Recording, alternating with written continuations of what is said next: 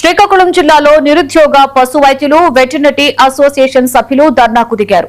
మూగజీవాల పట్ల ప్రభుత్వం నిర్లక్ష్యం వీడడం లేదని, పశు సంవర్ధక శాఖకు పెద్దపీట వేస్తామన్న కూటమి ప్రభుత్వం తమ మాటను నిలబెట్టుకోవడంలో విఫలమవుతుందని మండిపడ్డారు. మూగజీవాల ఆవేదనను అర్థం చేసుకోలేని ప్రభుత్వాలు 8 ఏళ్లుగా పశు వైద్యుల పోస్టులు భర్తీ చేయకపోవడంతో మూగజీవాలు వ్యాధుల బారిన పడి సరైన వైద్యం అందక మృత్యువాత పడుతున్నాయని గుర్తు చేశారు. ప్రభుత్వం వెంటనే పశు వైద్యుల పోస్టులు భర్తీ చేయాలని డిమాండ్ చేశారు.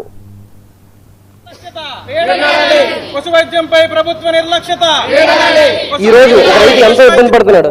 ఎందుకంటే గత సంవత్సరంలో చూసుకుంటే మీకు 1200 పోస్టులు, ఒక కాంపౌండర్ పోస్టులు అండి. అవి కూడా సర్టిఫికేట్స్ కాదు, ఫేక్ సర్టిఫికేట్స్ తో కాంపౌండర్ తీసుకొని వాళ్ళకి సొసైటీ అంతా ఒక మగ్గి చెప్తున్నారు అనమాట, డాక్టర్స్ అని చెప్పేసి. మేము ఇంత కష్టపడి ఇంత ప్రొఫెషనల్ డాక్టర్ కోర్స్ చేసినా సరే మాకే రిక్రూట్మెంట్ లేదు.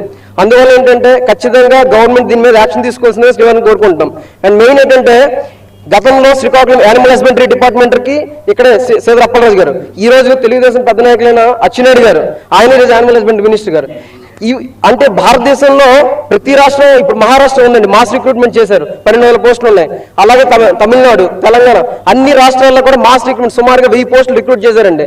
ఈ రోజు 3,000 మంది అన్ఎంప్లాయ్స్ ఉన్నా సరే 80 పోస్టులు రిక్రూట్మెంట్ చేయడం ఏంటండి, అసలు పట్టించుకోవట్లేదు. రిక్రూట్మెంట్ చేయాల్సిందిగా ముఖ్యంగా మన రాష్ట్రంలో పెద్దలైన governor deputy CM Pawan Kalyan గారిని